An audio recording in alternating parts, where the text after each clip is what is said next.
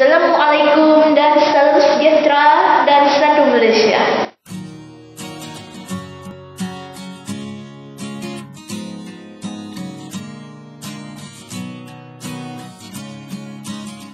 Hold on, brotherhood. 13 Mei 1969 telah mewujudkan negara kita Malaysia, di mana rusuhan perpaduan kaum telah berlaku di antara tiga kaum utama, iaitu Melayu, India dan Cina. Hal ini berlaku kerana salah faham di antara ahli politik yang dianggap sebagai ketua. Oleh hal yang demikian, kita hendaklah mencari punca untuk mengelakkan tragedi 13 Mei ini berulang kembali. Punca-punca perpecahan kaum di antara pelajar di Malaysia ialah kita sering mempersoalkan perbezaan di antara satu sama lain. Sebagai contoh, kita sering mempertikaikan perbezaan kaum budaya dan cara hidup kaum kita, dan tidak pernah untuk mempertikaikan mengenai kita punya persamaan di antara satu sama lain. Tiga isu utama yang dihadapi oleh kalangan pelajar pada masa kini, iaitu pertama, mereka hanya berkelompok atau bergaul sesama kaum mereka saja. Sebagai contoh, mereka lebih selesa melakukan tugasan dalam kalangan kaum mereka tanpa ingin untuk bergaul dengan kaum-kaum yang lain. Selain itu, kurangnya kesepahaman sensitiviti kaum lain. Sebagai contoh, terdapat segelintir pelajar sekolah menengah yang memperlekehkan adat, budaya, agama lain atau kaum lain. Dan isu terakhir yang menyebabkan perpecahan kaum dalam kalangan pelajar universiti adalah mereka hanya melihat pada satu aspek, iaitu perbezaan.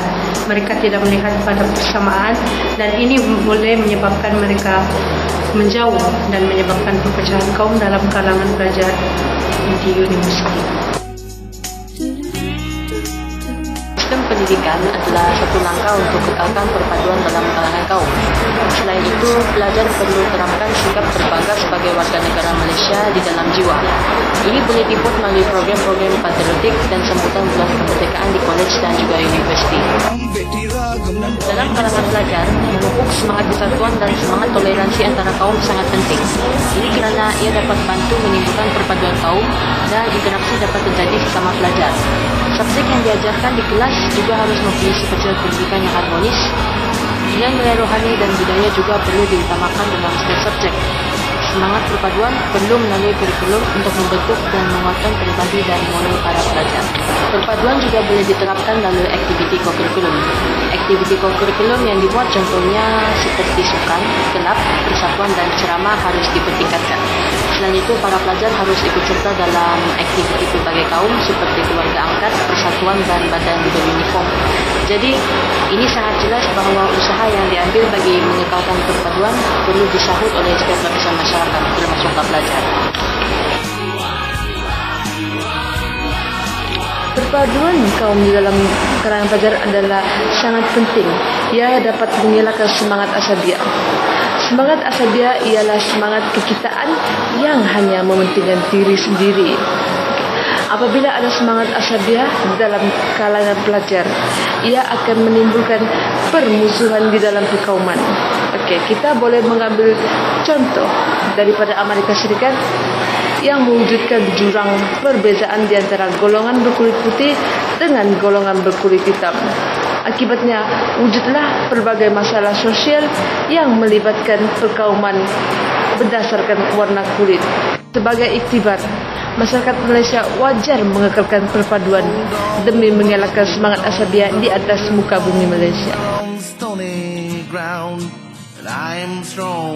Kesimpulannya, perpaduan memanglah sangat penting dalam kalangan pelajar. Hal ini kerana negara kita boleh membentuk satu masyarakat yang harmoni, bekerjasama, bersefahaman dan juga dapat melahirkan bangsa yang bersatu padu. Begitu juga perpaduan dalam kalangan pelajar juga kunci kemajuan dan kemakmuran negara. Langkah-langkah sebentar tadi haruslah dijalankan agar benih perpaduan dapat disemai dalam kalangan pelajar.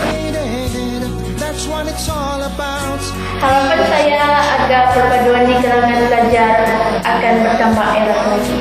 harapan saya untuk memastikan perpecahan kaum antara pelajar dapat dielakkan atau dapat dikurangkan atau dapat dihapuskan dan dilenyapkan ialah apabila kita duduk semeja dengan kaum lain, kita seharusnya menceritakan persamaan di antara kita semua dan bukan menceritakan perbezaan.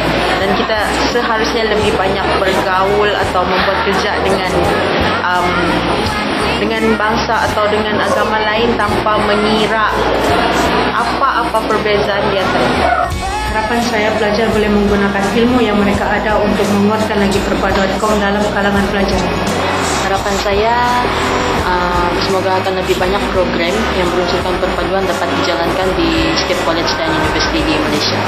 Harapan saya perpaduan yang ada pada masa kini akan tetap kekal di masa depan oleh kerana perpaduan itu adalah amat penting di dalam sesebuah negara untuk menjamin kedamaian di kalangan rakyat. Oleh itu, kita sebagai rakyat harus bekerjasama untuk mengekalkan perpaduan di negara kita untuk kebaikan kita semua. Saya berharap negara serta masyarakat kita dapat mengekalkan perpaduan seterusnya menjamin keamanan dan kestabilan negara. mencari yang sayang，手牵手，大家一起走。